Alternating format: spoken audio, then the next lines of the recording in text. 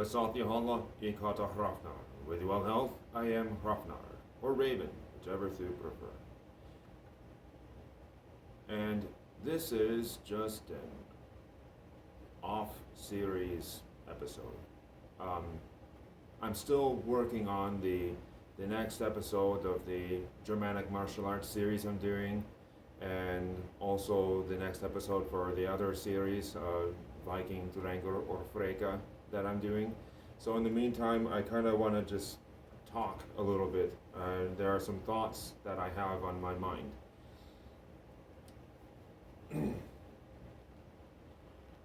Well, one of them actually relates though to the story of Sigurd, which I'm going over in the Germanic martial arts series.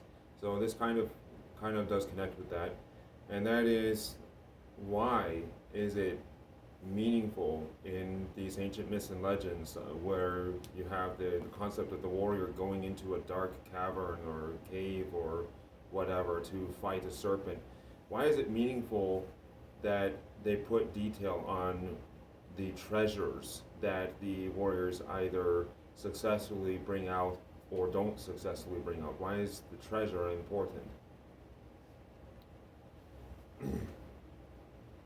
Well, I would say that when it comes to them actually acquiring some kind of treasure from it, because it's either one or the other. Either they actually acquire and manage to bring out some shining treasure, or they fail to for some reason.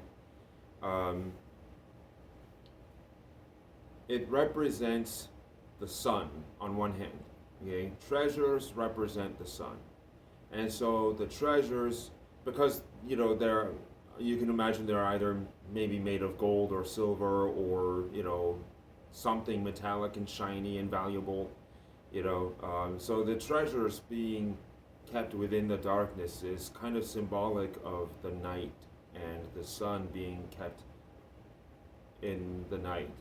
In a way, it represents a period of darkness and night rest, and therefore the dragon itself, which guards over these treasures, it represents a sleeping power.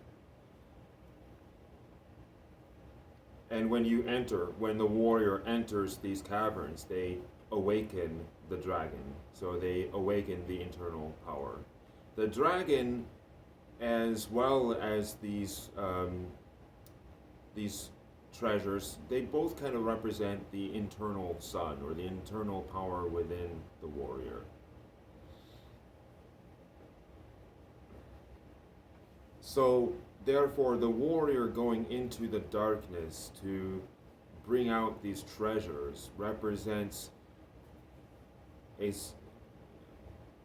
sort of myth about the preservation of the sun. There are many myths and legends where there's this idea that somehow some dark magic has befallen the world and has trapped the sun in darkness, and that a warrior who represents courage is needed to go into the darkness to bring the sun back.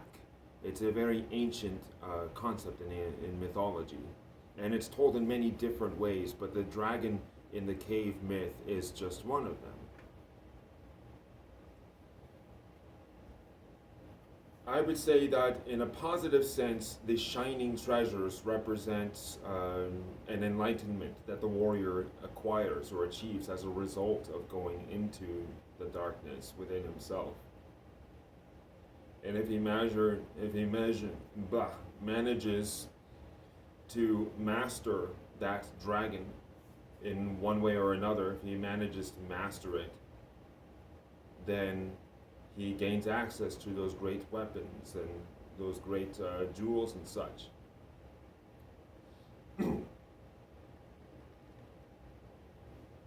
And I would say that when you have examples of myths where the warrior goes into these caves and he fights these dragons and he comes out with magical weapons and magical items of other kinds, magical helmets and such, that grant special powers, that what it really represents is that by going into his darkness and mastering his internal serpentine power, he learned something about himself.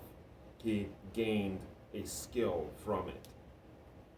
You know, like for example, Sigurd, when he killed Fafnir, one of the things that he gained from that is that he gained Agishjalmur, which is a helmet that has magical powers that makes him invulnerable.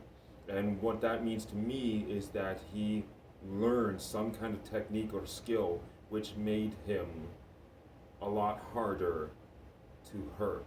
He came out with a new power, so to speak.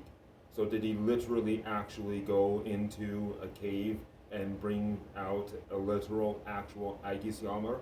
Maybe, but it doesn't have to be the case, because it's a metaphor for the process by which a warrior gains deeper knowledge of his or herself.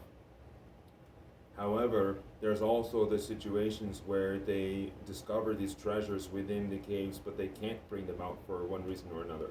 For example, in the story of Beowulf, when he dives into the lake, and he brings with him Hrunting, which is a very legendary human sword, he finds that he cannot fight the beasts with it. Right? This regular, it's not regular, but it's regular in the sense that it's human. He finds that it's not cut out to fight the demons in the water, right? And by the time he beats them with his own raw strength, and he gets down into the cave of Grendel's mother, and he's still being forced to fight with his own raw natural power. He's almost about to be slain by her when he glances an extraordinary, unusual weapon. A sword that was made by the giants, that can only be lifted or wielded by a giant or by a human of extraordinary strength. And it's when he grabs that sword that he slays her. He cuts her head off. And then he dives back into the water from this subterranean cave. But as her blood leaks out into the water, it dissolves almost all of that sword, except for the hilt, the handle. The handle. It dissolves almost all of the sword except for the handle, the hilt. And so he goes swimming back up to the surface with the head of the dragoness and the hilt